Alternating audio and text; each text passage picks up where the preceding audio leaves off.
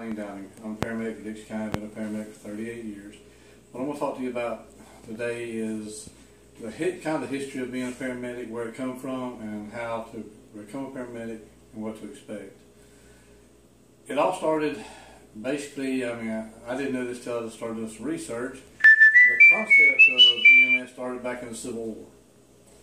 And in 1865, they actually had transport vehicles where they transported people in Virginia and New Jersey to hospitals.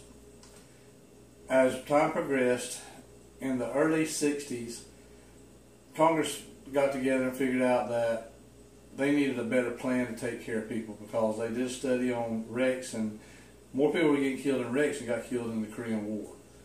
So they knew they had to do something to start doing a medical concept to come up with something to help save lives. At that time, they put into effect the curriculum that became the EMT program at that time in the early 60s. They took, in 1959, one of the first ambulances that was actually run by a service was in LA County in Los Angeles. And whenever they done the curriculum, first curriculum was sponsored by DOT, which, I know that sounds weird, but it was sponsored by DOT. That's where the wrecks were happening. Then you went to school. Your schooling lasted about 6 weeks, and they taught you to be an EMT, which was a basic life support system. Basic life support means no drugs, nothing. All you did was CPR and pick somebody up and rush to the hospital. In the 70s, they come to find out that this wasn't good enough. That they needed something else. They started a program called ALS, which is Advanced Cardiac Life Support.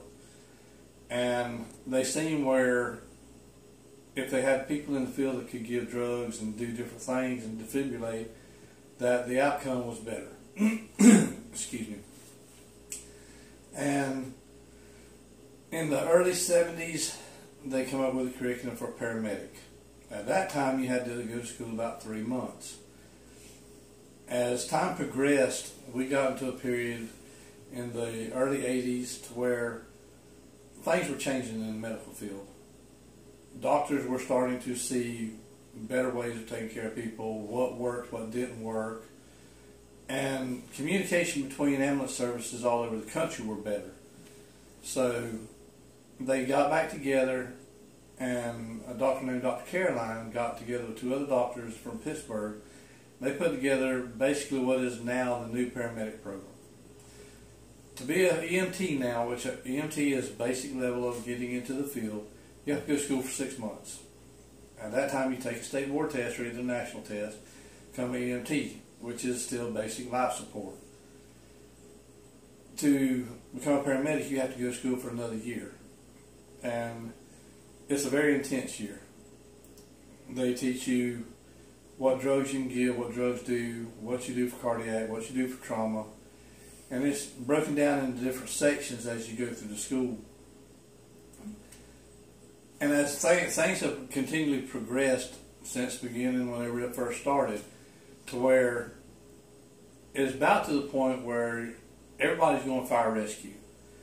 There's more grants to be got if you're combined. So they're looking for firefighters, paramedics. Sometimes I think that's wrong, because EMTs actually started this profession.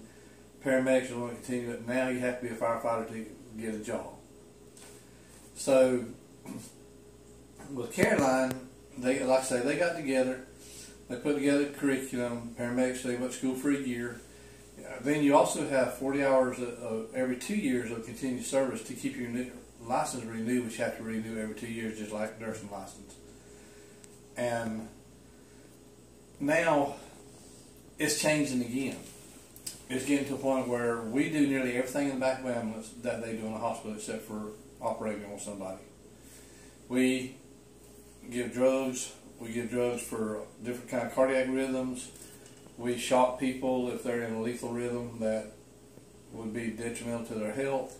We pace people that need pacemakers until they can get to a hospital. So things have changed a lot.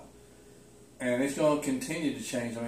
What the future of this service is the sky's unlimited. It depends on how far the doctor wants to push it. As it is right now, we work under a doctor's license. We have what we call standard protocols. So, with that said, it's getting to where you have to be a firefighter paramedic to get a job and to continue a job. I've been doing this 38 years. That's the thing of the past. This is a stepping stone to something else now. Most people get into paramedic to go to nursing. And it's going to stay that way. It's not going to be a life longevity job anymore. It's getting where it's too demanding. We run too many calls and you just get burnt out. But if you're going to be a paramedic, you're not getting into it for the money. You get into it because this is something you love to do and want to do. You have your gratification comes from self-gratification. Very seldom do you ever get thanked. You see people at their worst. But I have loved my job, and I've done it for 38 years, and I want to progress and become a nurse. And I want to continue my medical training. Thank you.